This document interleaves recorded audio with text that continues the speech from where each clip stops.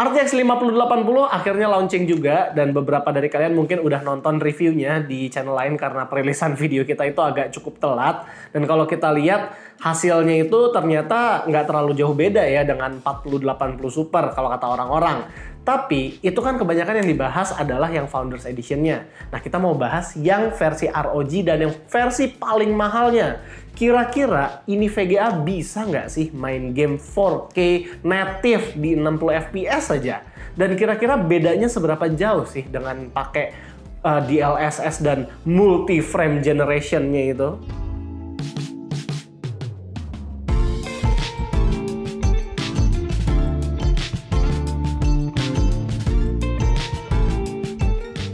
ROG Astral adalah lini pentolan terbaru dari Asus yang menjadi primadonanya dia di lini high-end. Kemungkinan ini akan menggantikan Strix lineup. Presentasi unboxingnya juga terasa premium, di mana saat kita membuka, kita langsung di-provide dengan kelengkapan-kelengkapannya dulu. Aksesorisnya ini lumayan banyak ya, ada ucapan terima kasih dari ROG, buku panduan atau quick start guide, cable wrap, penggaris dengan aksen-aksen ROG, GPU stand, dan keycap bercorak GPU ROG.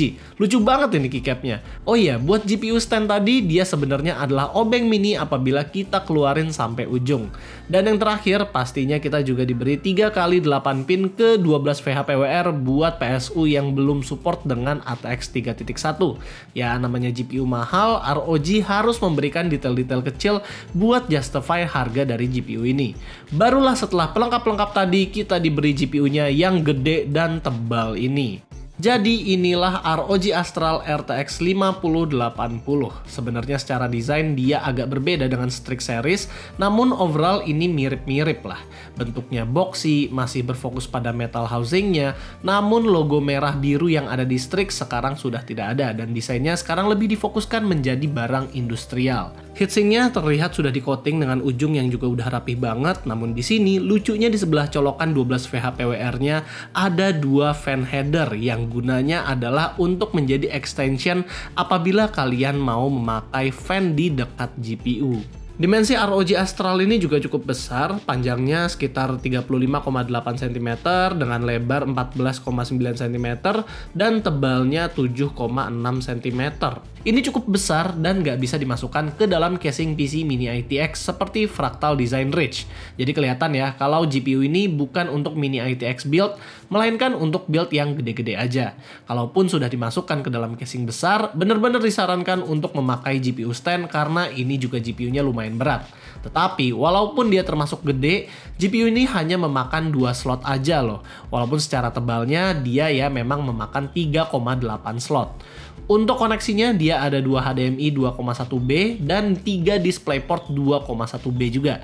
Yang artinya GPU ini sudah bisa drive 4K 240Hz tanpa DSC sama sekali. Lalu seumur-umur hidup gua, baru kali ini gua lihat kalau GPU fan-nya itu ada 4, dimana 3 fan ada di depan untuk intake dan 1 fan ada di atas buat fan exhaust. Keempat fan ini berdimensi 12 cm yang alias ini sudah gede banget. Masuk ke spesifikasi, jadi RTX 5080 Astral ini mempunyai bus standar PCIe 5.0, tapi bisa backward compatible dengan PCIe Gen 4 juga, namun tidak disarankan karena data transfernya itu akan berkurang. Dia juga udah menggunakan arsitektur Blackwell terbaru dari Nvidia dengan semikonduktor 4 nanometernya TSMC.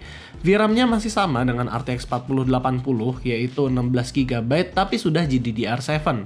CUDA cores-nya naik jadi 10.752 cores, bandwidth-nya di 960GB per second di dalam interface 256 bit. AI core atau tensor core-nya ada 336 cores dengan 84 ray tracing cores yang menghasilkan 1899 TOP secara total, dan sekarang TGP-nya itu naik sekitar 40 watt dari 4080 Super Strix, dimana ini menjadi 360 watt. Tapi daripada kita stick sama spesifikasi aja, mending langsung bahas performa realnya. Buat pengetesannya, kita akan menggunakan prosesor Intel Core Ultra 7 265K dengan RAM 32GB DDR5 di dalam ROG Strix Z890, dan casingnya kita akan memakai ROG Hyperion. Masuk ke benchmark sintetik dulu, jadi skor dari RTX 5080 ini ternyata naik dengan lumayan signifikan apabila dibandingkan dengan RTX 4080 Super.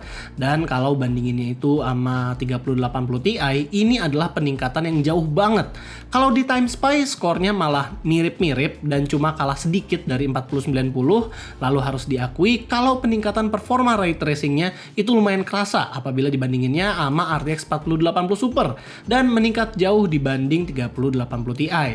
Lalu untuk real life benchmarknya kita pertama ngetes neural renderingnya dulu, yaitu di Adobe Premiere Pro kita mencoba render video 4K H265 berdurasi 10 menit yang ternyata hanya memakan waktu 2 menit 43 detik aja. Ini adalah rekor VGA tercepat yang bisa merender video kita sejauh ini. Terus kita juga iseng tes AI performance-nya menggunakan Prokion Text Generative dan ternyata performa dari RTX 5080 ini sudah melebihi RTX 4080 Super juga, namun belum menyamai RTX 4090. Dan sekarang kita akan masuk ke pertanyaan di judul, bisa nggak sih main game native 4K alias tanpa upscaling? Jadi di sini kita akan ngetes gaming benchmark itu di settingan 4K Ultra serba mentok kanan, dan kita itu kebanyakan akan ngetes game AAA apakah bisa main di 60 fps atau enggak. Dan kita akan tesnya itu 2 kali, dimana yang satu memakai DLSS dan satu lagi native 4K. Game pertama kita akan coba di sini Hogwarts Legacy. Di sini sayangnya kita masih belum bisa mendapatkan 4K 60 fps buat native 4K-nya, walaupun DLSS quality itu sudah mencapai 90 fps-an. Black Myth Wukong juga hanya mendapat 30-an FPS dengan setting native, sementara kalau frame generation dan DLSS quality-nya itu udah berjalan, barulah bisa dapat sampai 99 FPS. Nah, tapi berbeda case-nya dengan Helldivers 2. Di sini native mentok kanan itu udah bisa loh dapat 102 FPS, sementara DLSS on itu bisa sampai 121 FPS. Lalu Assassin's Creed Mirage itu native 4K-nya juga bisa 105 FPS, dan kalau untuk DLSS on quality dapetinnya di 115 FPS. Lalu terakhir adalah game yang support dengan multi-frame generation. Ya, buat kalian yang belum tahu, selain merilis RTX 50 series, Nvidia juga merilis DLSS 4 atau multi-frame generation. Teknik upscaling DLSS 4 yang digunakan di sini itu lumayan berbeda dari yang sebelumnya. Dimana kalau yang sebelumnya menggunakan teknik interpolasi, kali ini menggunakan teknik transformer. Bukan transformer yang itu. Jadi kalau frame generation di 40 series itu bisa generate satu frame baru dari satu rendered frame.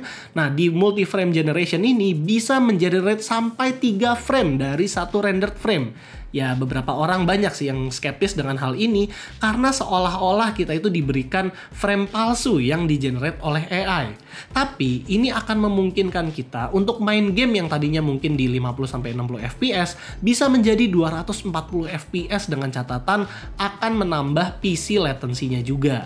List game yang support dengan multi-frame generation itu sebenarnya lumayan banyak. Namun sayangnya karena keterbatasan waktu peminjaman, kita belum tes multi-frame generation di game selain Cyberpunk 2077. Itu pun kita juga belum sempat cek PC latency-nya. Di Cyberpunk saat 4K native kita hanya mendapatkan 45 FPS aja. Itu sudah menggunakan path tracing yang memang berat banget. Sementara saat multi-frame generation transformernya itu dinyalakan, walaupun hanya kali 2 aja, tapi FPS-nya bisa naik sampai 87 FPS dan 103 FPS saat DLSS performance. Jadi dari hasil ini bisa disimpulkan kalau RTX 5080 itu kalau mau main game 4K secara native ya tergantung dari gamenya. Buat game-game yang terlalu berat, ya sayangnya 5080 ini masih sangat bergantung sama DLSS. Lalu terakhir buat temperaturnya, ya GPU ini aman bisa berjalan di 67 derajat mentoknya dan stabil di sekitaran 60-65 derajat, sementara konsumsi dayanya ternyata sesuai dengan TDP yang diberikan, yaitu mentok di 360 Watt, walaupun seiring waktu bisa turun ke 320 atau 340 Watt. Jadi yang bisa kita simpulkan dari data yang udah disebutin tadi itu adalah ternyata ROG RTX 5080 Astral ini memang punya perbedaan yang cukup signifikan ya dibanding RTX 4080 Super. Dan ini juga masih BIOS yang belum OC mode, masih yang BIOS biasa. Tapi balik lagi, untuk yang versi Astral ini harganya itu di 30 juta. 30 juta! Bayangin, RTX 4080 Super aja itu harganya udah ada yang nyentuh 16 juta. Jadi launchingnya 5080 ini membuat 4080 Super tuh jadi kelihatan murah. Hampir 2 kali lipat coy. Apakah worth it untuk beli yang 30 juta? Dan banyak juga reviewer yang membandingkan performa gamingnya 5080 ini nggak terlalu jauh beda sama 4080 Super. Dengan konsumsi daya yang naik juga. Jadi konsumsi daya yang naik, terus juga harga yang naik, dan itu membuat performanya juga naik. Ya gak heran ini yang membuat banyak orang itu bilang ini tuh adalah 4080 Ti Super.